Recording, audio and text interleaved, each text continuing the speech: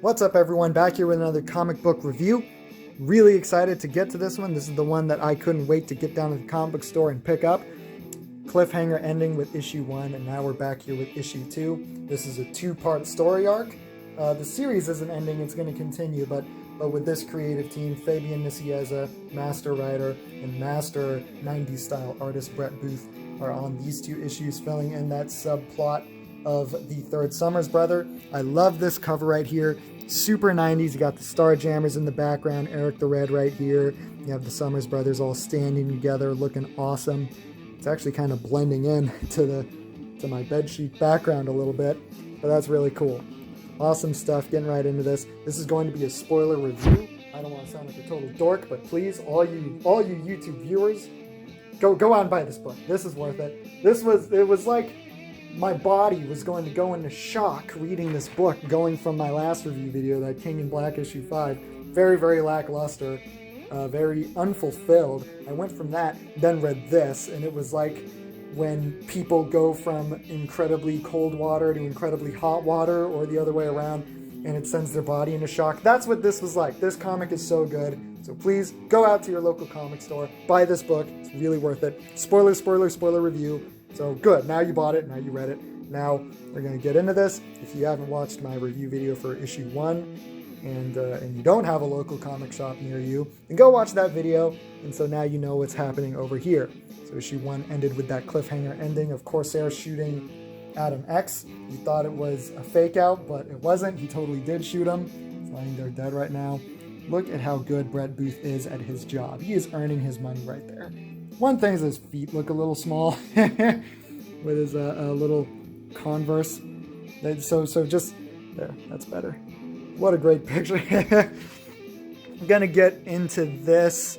Corsair, Starjammers showed up. They want to collect the bounty that's on Adam X basically, but he dropped a bomb on Cyclops and Havoc that he is Adam X is their brother, and so the fact that Corsair just shot him gets Havoc really mad right here, yells at him that they needed him to save their grandpa and grandma, who's Corsair's parents.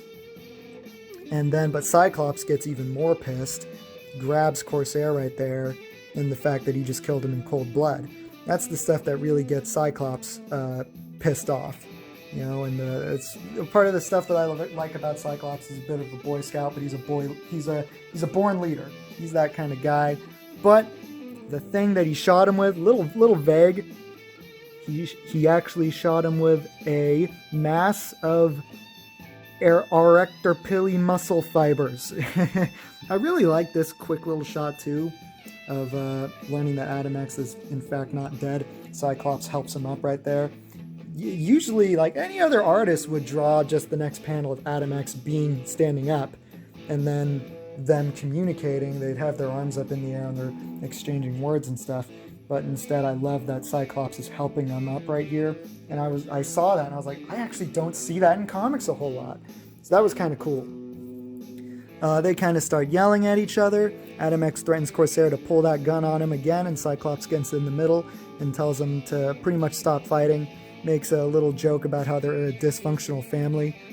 And but then we're going to get into Adam X's thought bubbles. He pretty much goes over his plan of how he's going to give himself up. It cleared things up for me in the last issue of why everyone's after him. They pretty much didn't know that he existed. His existence, his identity itself, threatens Empress Lalandra in just her rule of the Shi'ar Empire. I was a little confused of why, so this really cleared things up. I love this talk bubble right here of Cyclops saying Professor X is going to kill us for leaving the Blackbird on the side of the highway. Then Havoc, to comfort him, says, "We locked the doors, Scott." I was like, oh, that's pretty funny, the side of the Blackbird on the side of the highway. And so they then want to address the elephant in the room. Adam X says that he can't confirm or deny the thing that Corsair said.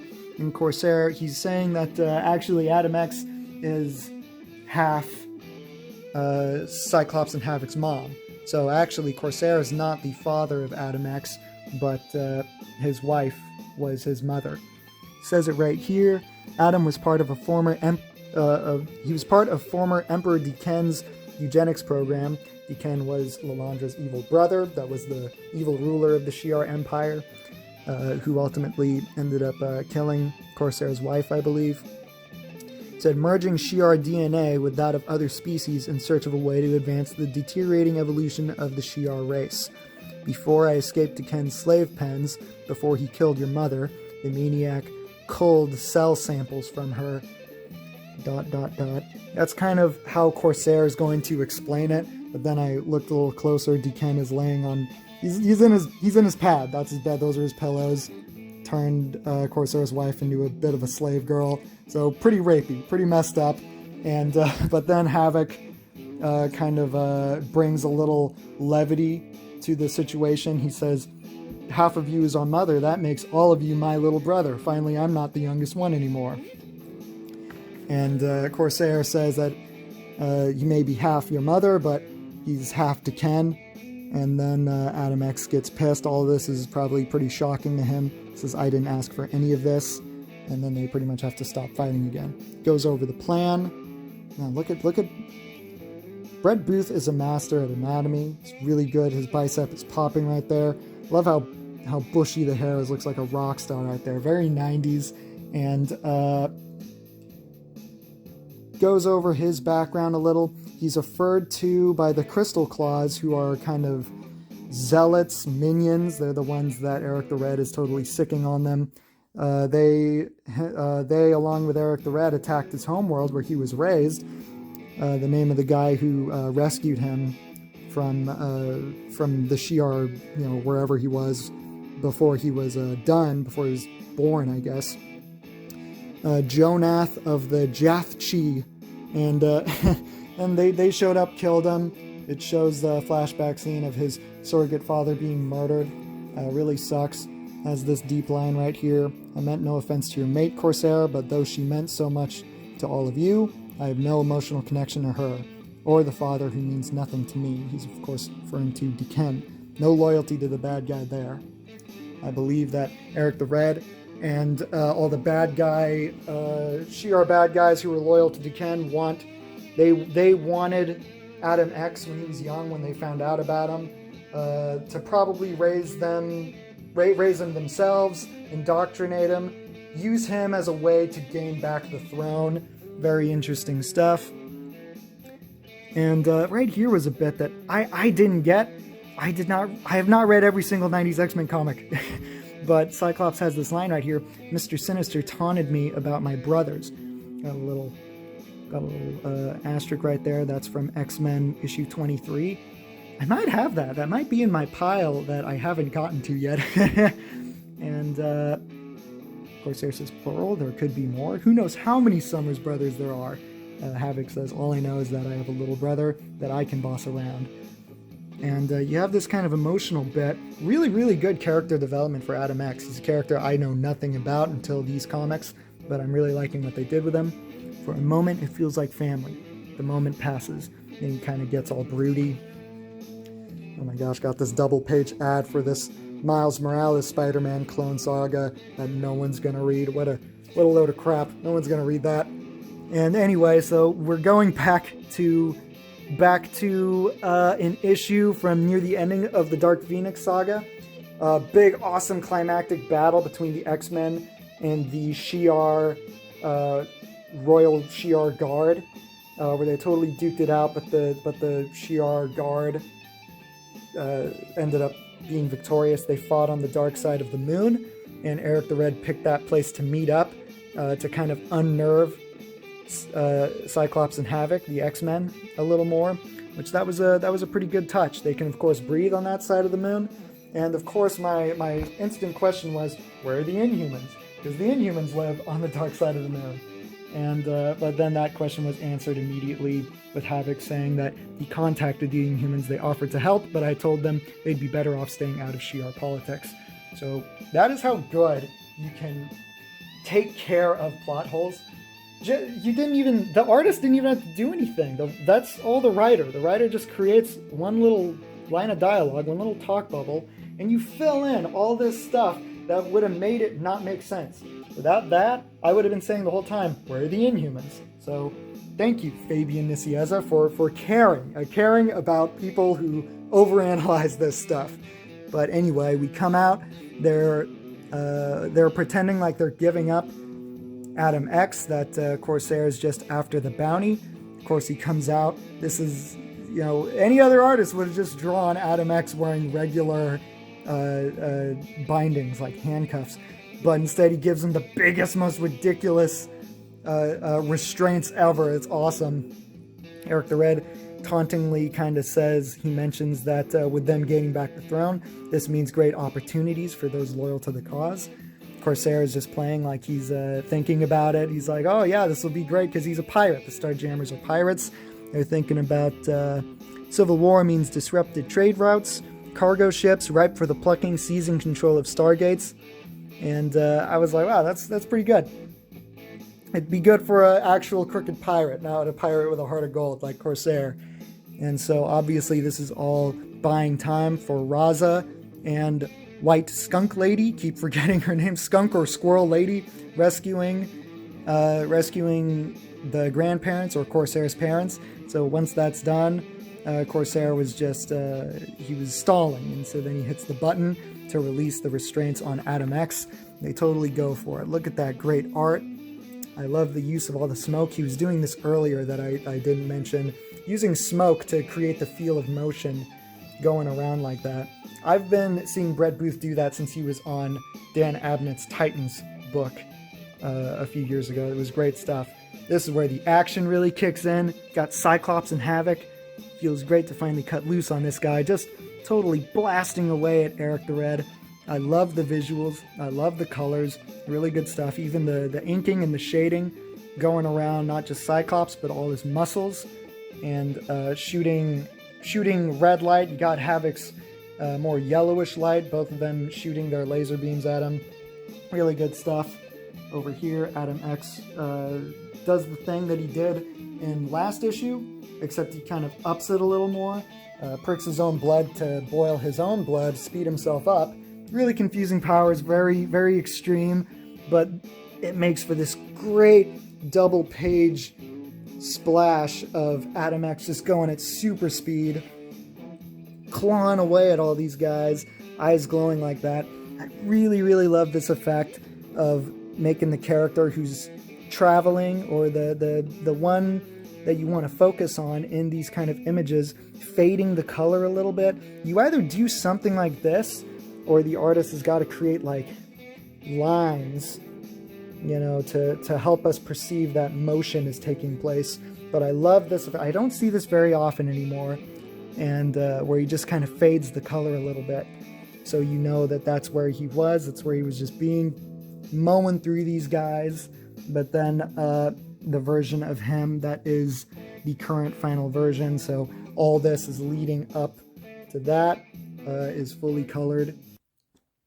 And then you get this sweet page right here of him just saying burn, and then he cut all of them and probably cranked up his powers to 11 and starts burning their blood and causing them excruciating pain. That's a really great picture too of Eric the Red. I wasn't really a fan of Eric the Red until these comics. It makes him look so cool. I know he's just a thug, he's a lackey for the evil Shi'ar bad guys, but he just looks cool in here. Totally dispatches them. Cyclops and Havoc says like that was terrifying, and and then right here, get back the grandparents. Has this little thought bubble here. They deserve their reunion, and I don't deserve to be a part of it. So multiple times we're getting these kind of moments where it kind of feels like family that Adam X was robbed of, and except he's kind of has his emotional walls up. He's not going to allow himself to feel like these are family members or could potentially be family. Very, very conflicting. I even like this part where he's face to face with his grandpa right here, and who he's never met before. It's really good stuff. Cyclops asks what they're going to do about cleanup, and then Corsair says he had a contingency plan, and then he reveals, I don't know if they teleported over here or he had them kind of cloaked the whole time, but then the whole Shi'ar Imperial Guard show up. Only ones I recognize is Gladiator. Everyone knows Gladiator. He's the main man. basically invincible. He's like Marvel's Superman. And I recognize this lackey. He is, what is his name? Starbolt. Yeah, because we fight him in Marvel Ultimate Alliance, that old game. I played that so much. That's why I know him. And he talked like this. He's Starbolt.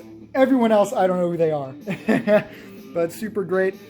I love this art. Cyclops and Adam X are blending in to the background a little bit with these blue rocks and stuff. Other than that, this is like a near perfect double page splash of all these characters. And they're worried that they're about to throw down. Adam X is wondering if Corsair is betraying him. And Cyclops steps in. He says, "Gladiator, I don't want to fight here again, but we will, to protect our brother." And then Adam X comes in. He says, "I appreciate that more than you know, Scott, but I am done fighting and running." And so that was kind of a really cool moment that Cyclops already feels like he's family. There doesn't have to be any more talk. There doesn't have to be a committee over it. It's like very straight up, he's our brother, and that's that. So that kind of stuff, that's what Adam X needed to hear. They come up with a plan to pretty much please all sides of these, to prevent this civil war from breaking out in the Shi'ar Empire. Now we're seeing Empress Lilandra. Look how good that looks. Ooh, I would not want to be stabbed with that spear thing she's pointing at him. But wow, this is amazing. This art is so good.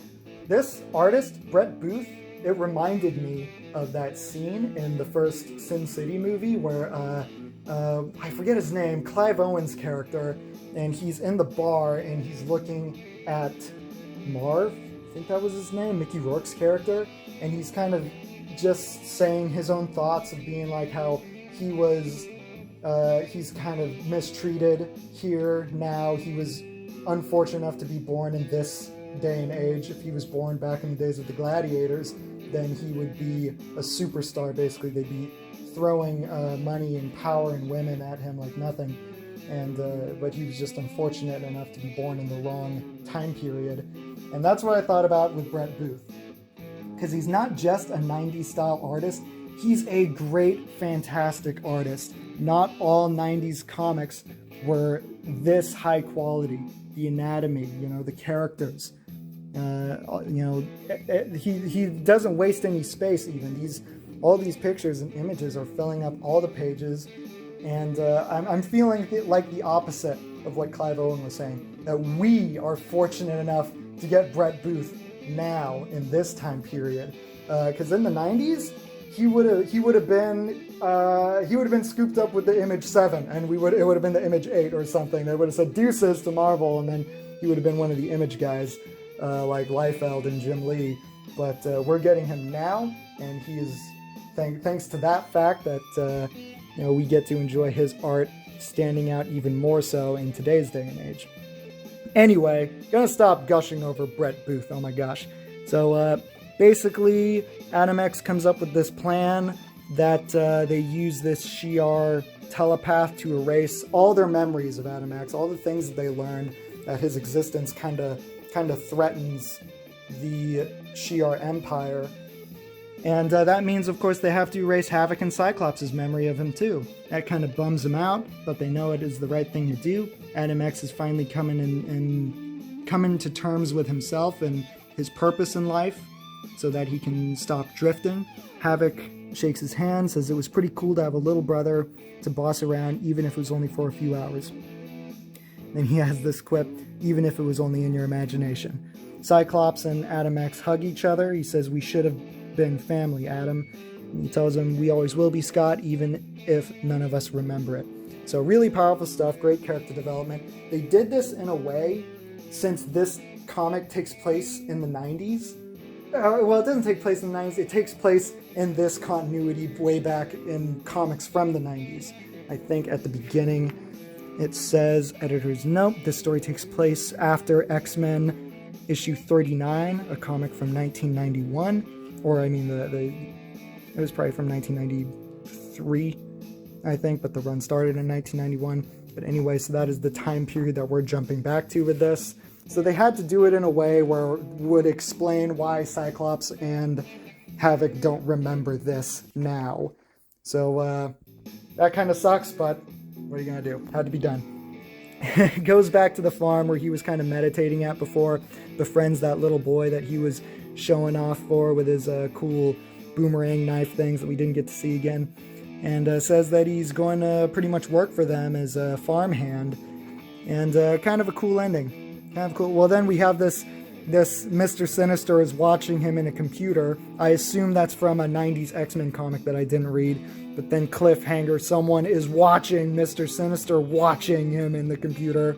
It's watching him within watching him. It's like computer spying Inception. But anyway, kind of weird. And review for issue 3, which I'm definitely going to get, going back to the Simonson's era of X Factor from like the 80s. Really excited about that. So anyway, that is it. This story is done. These were a fantastic 2 issues.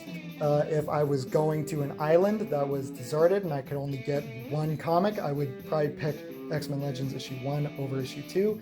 Just because the art on basically every page in X-Men Legends issue 1 was memorable to me. I remember almost every page in that. And but this was very, very good, 2-part story. They had to tell a very big, awesome story with lots of action, something that was also very emotional, in just 2 issues, and they accomplished that.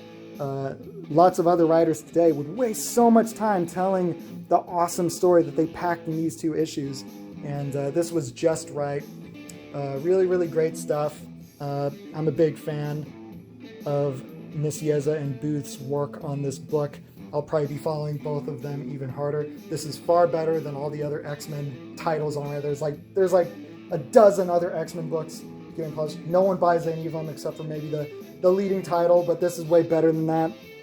And I'm not saying this book is good just because it's 90s. It's good because it's incredibly high quality. You know, the storytelling, art, colors, everything was great about this book. Highest recommendations. Please go out and buy it. Go out and buy this book. Please, we're getting our butts kicked by manga. Don't buy manga. Go to your comic shop, support your local comic shop, buy this book. Well worth it. If you're an X-Men fan, well worth it. If you're not an X-Men fan, you'll still like this book. And you know what? Especially if you're a dude. This was a very manly story, exploring very manly relationships between brothers, fatherhood, all of that stuff. Doesn't get bogged down by any lame drama or romances. It was just a great story. I'm really into it. Go out and buy it. And thanks for watching. Bye.